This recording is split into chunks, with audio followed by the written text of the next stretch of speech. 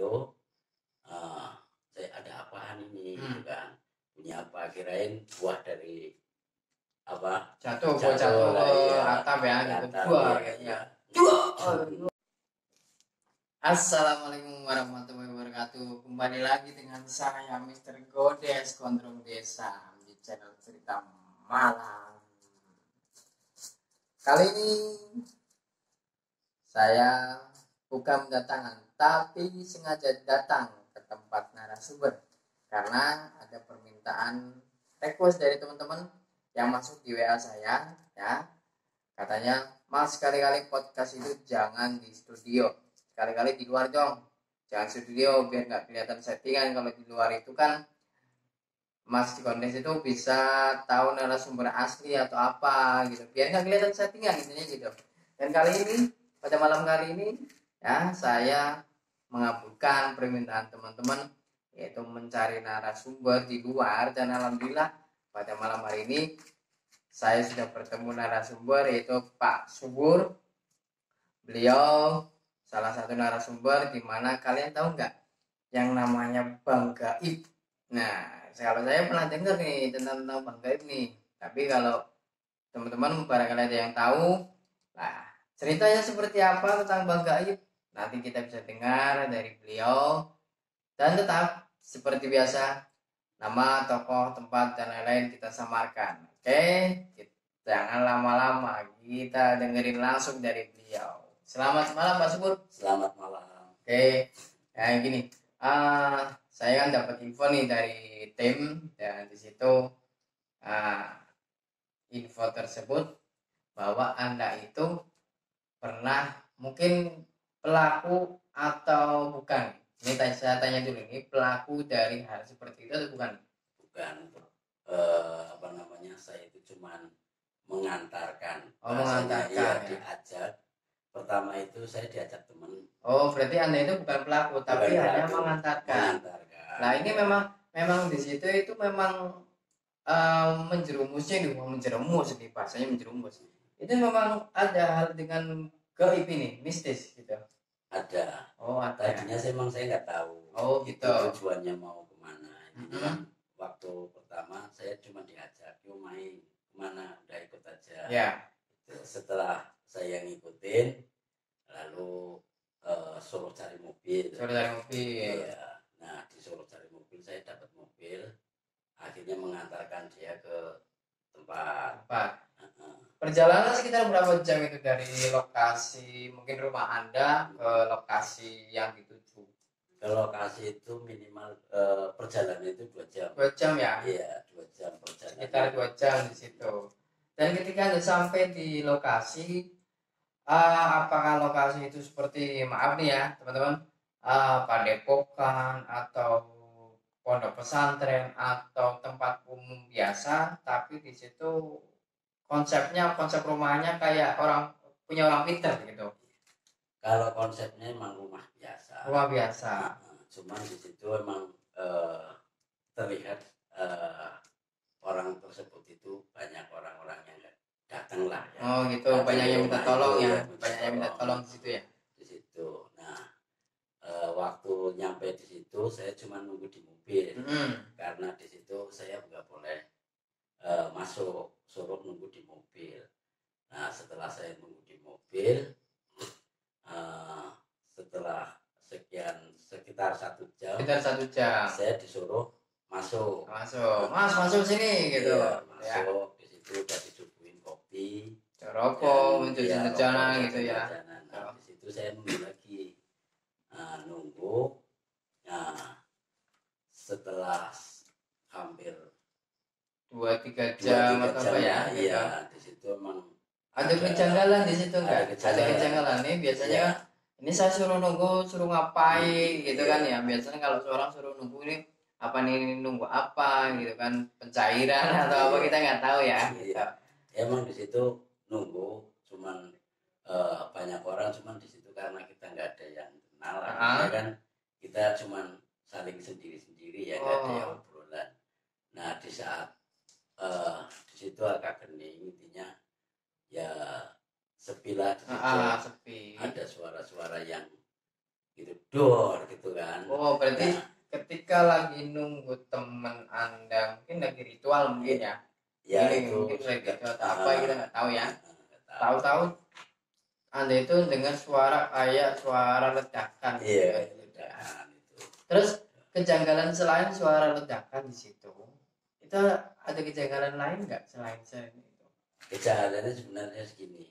Oh, teman saya nggak keluar gitu iya. kan tadinya. Oh, temannya masuk di ruangan. Iya, Temannya masuk di ruangan, ya. Lama banget gitu kan. Yang namanya nunggu kan jenuh kan. Iya. Nah, di situ teman nggak keluar. Setelah ada bunyi itu, saya ada apaan ini gitu kan. Bunyi apa, kirain buah dari apa jatuh lah, ke atap ya gitu. Dua ya. Biasa. Tapi emang lama kelamaan ada bunyi lagi. Tuh gitu lagi kan. Nah, pas begitu bunyi keduanya teman saya itu keluar Iya. Keluar dari ruangan. Itu ruangan itu tempat kayak kamar atau tempat semedi, ya mungkin kita bahasa semedi ya, tempat semedi itu kayak kamar atau hanya ruangan terbuka atau gimana? Nggak, ruangannya sih yang jelas ruangannya nggak terbuka ya. Tertutup ya. Iya, oh berarti masuk tertutup dia sendiri di situ. Iya, saya kan cuma di teras lah. Di teras. Iya, nggak nyampe ke masuk ke ruang tamu enggak. Tapi selama Anda mengikuti itu dari awal itu kan Anda nggak tahu nih. Nggak tahu kan? Kemudian Anda berpikir nggak di situ bahwa ini kayaknya lagi ritual nih, gitu kan? Cuma temennya itu nggak cerita ke saya. Orang berpikir seperti itu nggak? Tadinya enggak karena dari berangkat dari rumah juga tidak ada cerita apa-apa. Iya, nggak ada cerita apa-apa ya. Cuman biasalah obrolan biasa. Nah, setelah di situ sekian jam pas keluar itu, nah, emang dia bawa hasil kan. Bawa hasil. Ternyata hasilnya itu duit loh. Uangnya memang banyak di situ. Ketika keluar dari ruangan dia bawa uang. Iya, bawa uang. Ya hampir 100 juta. Hampir 100 juta. Gila, 100 juta. Cari uang mana lagi guys? 100 juta guys. Cuman di situ di meja saya lihat itu uangnya nggak asli. Nggak asli. Malah duit. Oh gitu. Bahkan uangnya itu jadinya uang palsu. Jadi uang palsu. Iya, bahkan masih ada kertas yang masih utuh. Masih kosong. Masih kosong. Iya.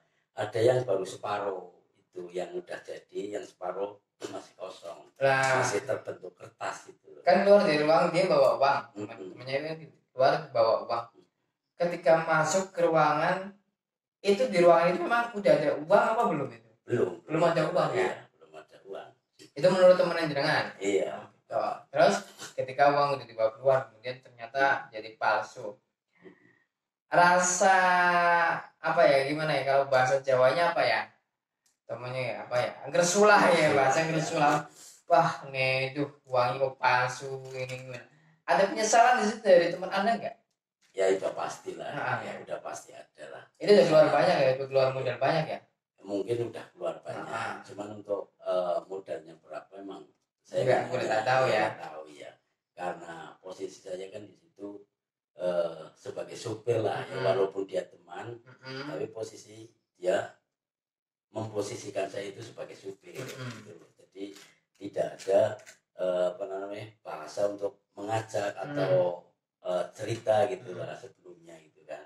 Nah setelah pulang baru dia cerita. Ternyata dia ada permasalahan sehingga butuh biaya yang sangat besar. Lari ke hal lembah hitam gitu lah ya. Kemudian di jalurnya kayak Bang Gaib seperti itu ya.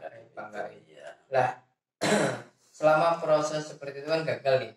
Ini faktor gagalnya itu karena apa ini? Kalau masalah gagalnya faktornya itu saya juga kurang begitu paham ya. Nah, yang suruh kan ini kayak ibaratnya kalau di bank ya, ini nggak ACC karena memang datanya kurang valid. Nah ini kesalahannya di mana? Atau mungkin dari simbahnya atau mungkin suruh nyetop, jangan dilanjut gitu atau gimana? Ya kalau kesalahannya itu kan mungkin dia sendiri ya punya kesalahan ya, sehingga dari ustadznya sendiri itu bukan bahasa ya, masih ustadz lah ya, ustadz ya, ustadz itu kan ustadz templok lah gitu ya, ustadz templok gitu aja, itu langsung di stop, jangan dilanjut ya, gitu, jangan dilanjut karena berbahaya, karena berbahaya nanti bisa menimbulkan korban sehingga gitu. di stop, ya. Nah mungkin orang tersebut, teman saya tersebut itu punya kesalahan yang kurang diizini. Gitu. Akhirnya ACC-nya uangnya palsu. Ya, akhirnya pulang dengan tangan kosong. Ya. Cuman memang kalau menurut keluh kesahnya gitu ya, maksudnya sih saya kasihan karena dia bebannya juga berat gitu, sehingga dia sampai lari ke lembah hitam itu karena benar-benar beban hidupnya beban hidupnya terlalu berat itulah. Jadi gitu teman-teman. Ternyata proses dari pesugihan manapun ya, entah itu kayak tempo lalu ya, entah itu nomor, entah itu apalah, yang uang bibit ya gitu. Ini lagi bangga teman-teman. Jadi proses memang seperti itu mungkin ada yang berhasil juga, dan mungkin ada juga yang gagal, kayak tadi temannya Pak Subur juga gagal karena seperti itu. Nah memang kayak saya sendiri lebih baik jalan apa adanya aja gitu, nggak usah harus ke ini dan segala macam. Tapi itu yang namanya memang jalur kilat orang masuk ke lembah hitam gitu.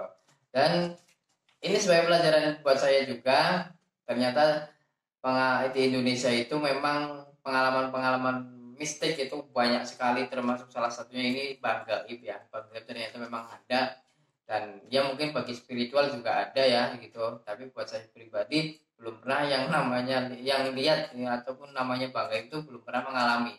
Tapi dari temannya Pak Subur ternyata pernah mengalami sendiri, dan Pak Subur juga ikut walaupun tidak terjun di lembah hitam, hanya menemani, tapi beliau ikut menemani orang pengajuan ke Bang Gaib gitu ya, pengajuan gitu ya. Ikut megang duitnya. Ikut megang duitnya juga. Ikut megang duitnya. Malah ikut megang duitnya juga guys gitu. Jadi ini cerita malam kali ini asing nih, ini Bang Gaib juga ini ya, Bang Gaib. Teman-teman jangan lupa like, komen di bawah ini ya, kemudian subscribe, jangan lupa klik loncengnya biar kalian tidak ketinggalan cerita-cerita yang lebih tahu lagi, yang baru tentang dunia mistik kita. Masih di cerita malam dengan saya Mr. Gondes. Selamat malam.